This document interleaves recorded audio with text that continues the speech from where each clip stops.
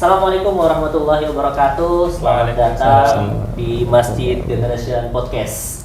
Nah, alhamdulillah ini adalah persembahan dari Prima DKI Jakarta. Kali ini nih saya ditemani oleh Bang Faris ya. Bang Faris, kita ingin ngobrol-ngobrol, ingin sharing-sharing dengan tamu kita nih dari jauh-jauh nih. Mungkin langsung aja nih kita persilakan kepada Bang Mumu nih ya. Nama beliau lengkapnya Muhammad Thalib, panggilannya Bang Mumu. Mungkin langsung aja Bang Mumu nih, kenalan dulu nih kepada kita semua nih. Baik, Assalamualaikum warahmatullahi wabarakatuh. Waalaikumsalam warahmatullahi wabarakatuh. Ya, sebelumnya terima kasih nih atas undangannya dari Prima DKI. Nama Ane Mumu, tinggal di Petamburan. Aktivitas hari-hari dagang dan aktif di sosial kemanusiaan. Mungkin singkat profil saya. Aktivis sosial dan entrepreneur. Wah, aktivis sosial dan entrepreneur ya. Gitu. Mungkin Bang Mumu nih bisa diceritakan lah, artinya tadi kan bicara sosial ya. Ini sosialnya seperti apa nih Bang? Aktivitas sosialnya? Siap. Lebih ke dunia relawan. Oh, relawan Bang ya? Iya. Relawan kemanusiaan. Apa tuh kira-kira relawan tuh? Itu orang-orang yang membantu kebencanaan ya Bang ya?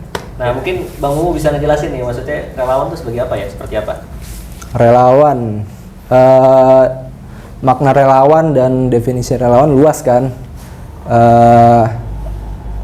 Dia Ana termasuk aktif di dunia kerelawanan, itu salah satu di lembaga sosial.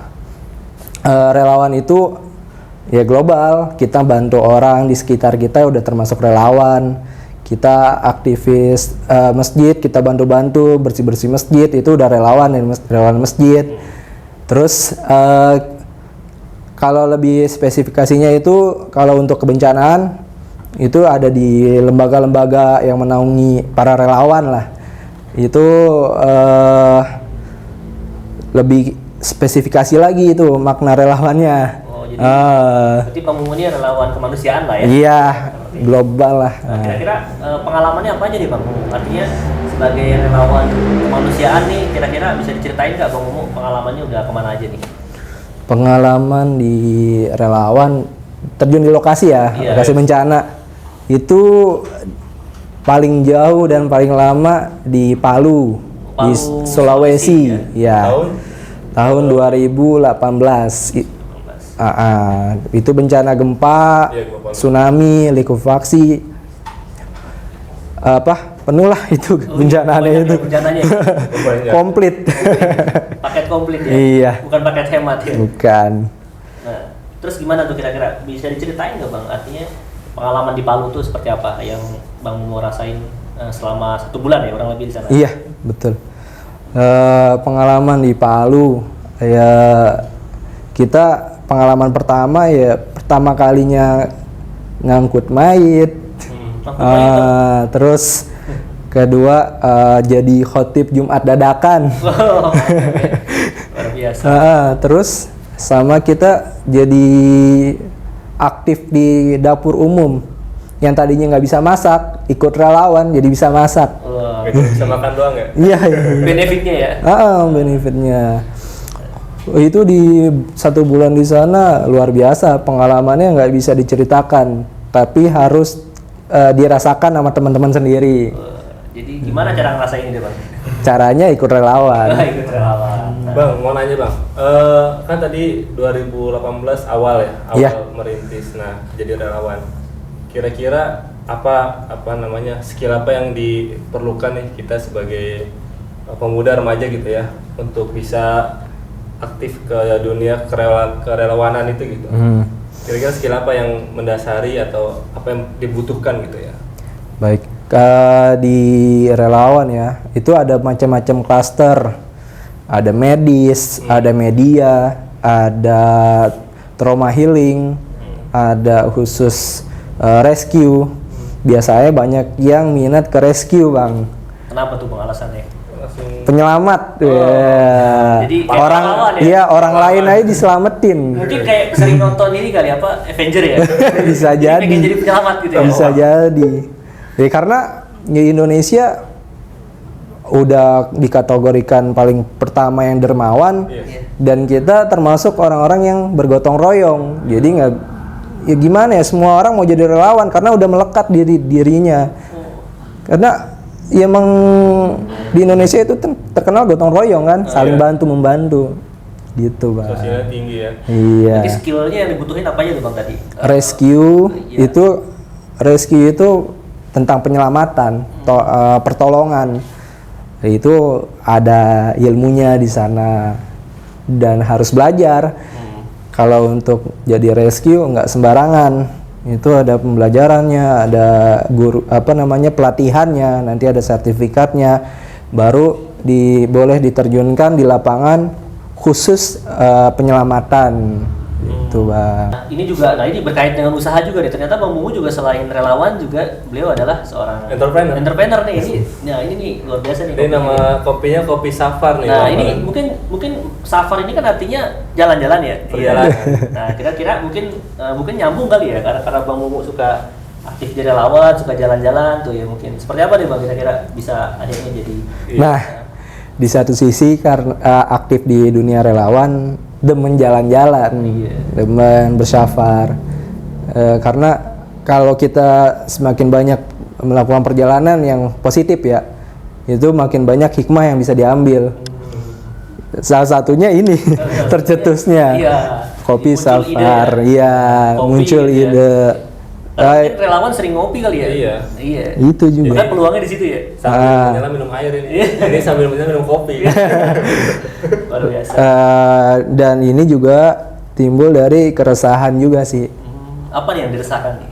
Dari kopinya itu sendiri, karena banyak petani-petani lokal yang aneh pernah datengin kan, dia itu nggak dapat pasar.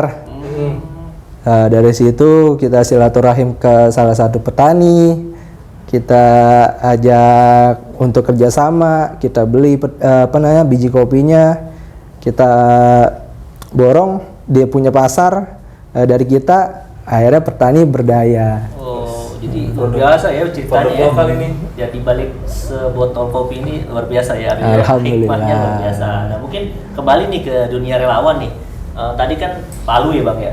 Ini kan yang baru-baru hangat-hangat ini bencana apa Bang? Semeru. Nah ini Bang Mumu terjun juga ke sana? Alhamdulillah terjun. Berapa lama nih Bang?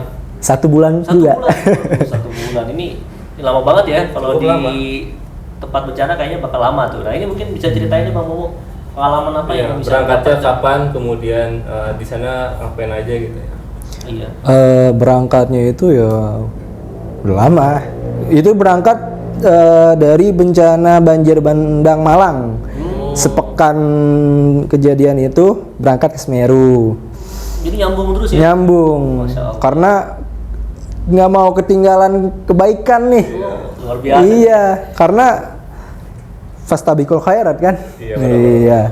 Nah, kira-kira apa yang bisa di Semeru nih? Wah, banyak yang bisa diceritakan. Ya, salah satunya tentang keragaman, terus tentang kekeluargaan. Lalu yang terpenting yang kita harus beritakan tentang kondisi di sana. Seperti apa tuh Bang ceritanya nih? Kondisi di sana banyak desa-desa yang akhirnya ketimbun sama akibat dari awan panas guguran itu. Jadi awan panas turun ditambah sama banjir lahar dingin, disebutnya banjir lahar dingin, tapi panas itu dingin. Jadi dari atas bawah ya? Atas apa? Debu bawah kena air. Itu beberapa rumah, beberapa desa juga banyak yang habis kehilangan rumahnya. Nah, relawan hadir untuk membersamai para masyarakat di sana. Kalau aneh pribadi di sana, salah satunya itu untuk asesmen, pendataan. Lalu pendukung psikososial atau trauma healing. Dan apa saja yang bisa dikerjakan di sana. Oh, berarti Palu gak ada ya? Semuanya. Palu ada ya? Iya. Biasa nih artinya memang membutuhkan selain skill juga jam terbang ya.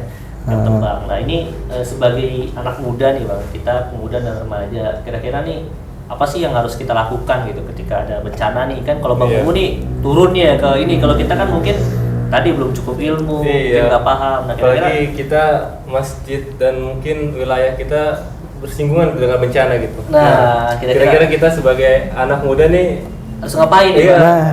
khususnya di DKI Jakarta ya. Siap. Anak muda mesti ngapain ya kalau ada kebencanaan? Pertama, kalau emang kita belum bisa terjun di lokasi bencana ya karena aktivitas kerja atau apalah, kita bantu doa dulu minimal. Minimal bantu doa. Lalu sekarang kan bantu itu bisa melalui materi atau non materi. Kita bikin kalimat di sosial media kita nih, Di status gitu. status atau apa, Story. Campaign buat ya. campaign ya kan, mengajak para kawan-kawan kita nih untuk saling bantu ya kan, sama saudara kita yang terkena musibah. Dengan apa? Dengan jempol-jempol kita nih, biar bermanfaat, biar nggak Mobile Legend terus. Iya. Terus menyinggung terkait di lingkungan DKI Jakarta kan juga rawan bencana ya dengan banjir dan kebakaran. Ya anak muda harus peka, jangan cuma lihat doang karena di sekitar kita, soalnya nih kita bicara sekitar kita. Jangan cuma lihat terus diam. Ya ikut andil lah, bantu-bantu sesuai kemampuan kita. Jangan nggak Sesuai kita ya. nggak usah memaksakan diri lah atau apa. Nanti berjalannya waktu berkembang diri, kita ikut aktif di kerelawan, nanti kebentuk sendiri. Aneh pun juga awalnya juga buta lah sama dunia kebencanaan relawan, tapi berjalannya waktu alhamdulillah ilmu itu datang sendiri. Kita belajar, kita mau kan, akhirnya itu ilmu datang sendiri. Learning Kita sharing gitu ya. iya, learning Belajar by sambil doing. melakukan. Contohnya Gitu, nih Bang, Bang. misalkan ya, kita ambil contoh lah, bencana banjir nih. Contoh nih ya Bang, kita Iya. kasus bencana banjir. Nah, kira-kira apa nih yang bisa kita lakukan misalkan di wilayah kita banjir gitu ya. Nah, kita sebagai remaja, kira-kira sebagai pemuda gitu ya, apa yang bisa kita kontribusikan untuk wilayah kita gitu. Untuk bencana banjir. Iya, misalnya contoh banjir. Nah, untuk bencana banjir biasanya tuh yang paling gampang kita kerjakan itu kita buat dapur umum. Kita buat dapur umum di lokasi sekitar kita nih yang terkena Biasanya banjir. masjid ya, Iya. jadi Wow, iya biasa tuh fungsinya di masjid. Ini masih tempat pengungsian. Masjid tempat pengungsian. Nah, remaja masjid di situ harus ada andil besar itu, peran, ya. mengambil peran menjadi relawan untuk bantu-bantu bikin masak-masak atau belanja kebutuhan dapur umum atau menyalurkan makanan, apapun bisa dikerjakan. Intinya kalau ada bencana kita nggak boleh diem lah ya. Betul. Artinya berbuat dengan yang kita mampu. Insya Allah ini juga bagian dari ikhtiar ya. Ya. Gitu. Nah, apalagi deh Bang Faris, ada pertanyaan lagi nggak kira-kira nih buat Bang Mumu? Kira-kira Bang, apa suka duka Bang Mumu nih selama menjadi di dunia terjun ke relawanan gitu ya? Kira-kira apa Bang? Sukanya di mana Iya, dan suka. paling dukanya di mana gitu? Bang? Sukanya seperti apa dan dukanya pengalamannya seperti apa gitu? Kayaknya kebanyakan sukanya sih. Banyak sukanya nih. Karena pertama kita bisa mengenal teman-teman aktif di dunia relawan, jadi kenal setiap pulau, jadi punya saudara, Punya jaringan ya? punya jaringan. Kita main ke sini, mampir, main ke sini, mampir. Nah itu sukanya kita lebih mengenal diri kita, kepekaan kita lebih terasa. Dukanya kayaknya nggak ada deh. Nggak ada ya. Jauh dari keluarga mungkin dukanya. Ya. Nah, itu udah nggak bisa diceritakan Sebenarnya lah. lebih duka yang kita tolong ya, daripada kita sendiri ya. Iya, kalau dukanya nggak ada sih kayaknya. Sukanya ada kepuasan tersendiri ya ketika kita menolong ya. Membantu orang lain itu ada rasa fitrah kita, kepuasan manusia itu.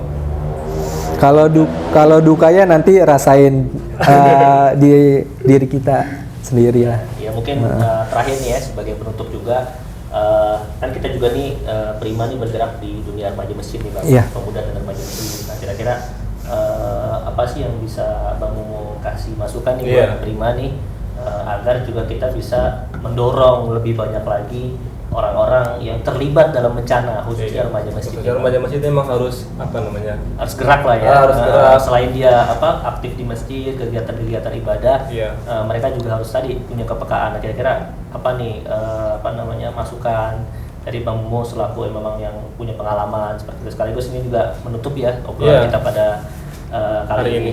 Baik, bicara remaja masjid, utamanya masjidnya dulu.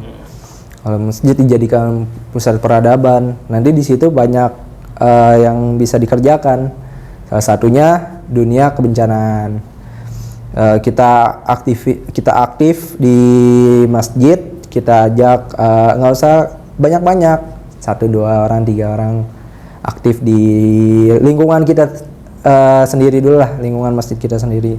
Kita bersih-bersih dulu, bersih-bersih lingkungan masjid, kita kegiatan sosial, ibaratnya kan sekarang banyak nih, setiap Jumat ada bagi-bagi makanan, dari masjid-masjid juga banyak nih. Ngomong-ngomong kayak dari Prima juga ada programnya. Alhamdulillah tuh.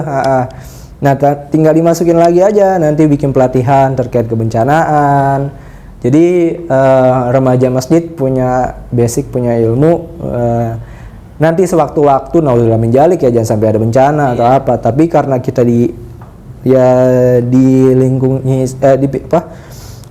diapit sama gunung dan laut dan potensi bencananya itu besar, harus kita ikut pelatihan segala macam. Dan Jakarta juga kita nggak tahu juga naudzubillah min dzalik terkait gempa, tsunami atau banjir, kebakaran, itu kan semua harus ada ilmu nih, terjun di sana semua. Nah, remaja masjid itu harus ambil peran di situ, salah satunya ikut di pelatihan kebencanaan.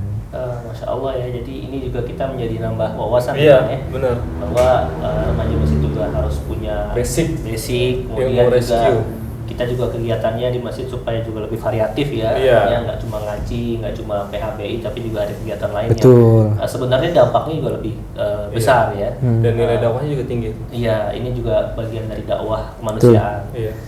Luar biasa nih, mudah-mudahan apa yang kita obrolkan nih ya, kita sharing pada kali ini bisa memberikan pencerahan dan juga manfaat. Saya ucapkan terima kasih Bang Mumu, sama-sama. Dan mungkin sebagai host kita. Mudah-mudahan kedepannya bisa lebih banyak lagi ya inspirasi-inspirasi yang datang dari remaja masjid, dari juga untuk remaja masjid maupun untuk pemuda secara umumnya. Ya, mungkin itu saja dari kita. Terima kasih banyak. Terima kasih Bang. Kopinya enak. Iya, itu tadi. Jangan lupa ya dibeli Kopi Safar ya. Apa Instagramnya ada Bang? Kopi Safar. Kopi Safar. Ya, mudah-mudahan juga ini menjadi hikmah buat kita semua, dan juga tonton terus ya podcast kita. Harus. Dengan narasumber yang semakin variatif. Terima kasih. Assalamualaikum warahmatullahi wabarakatuh. Waalaikumsalam warahmatullahi wabarakatuh.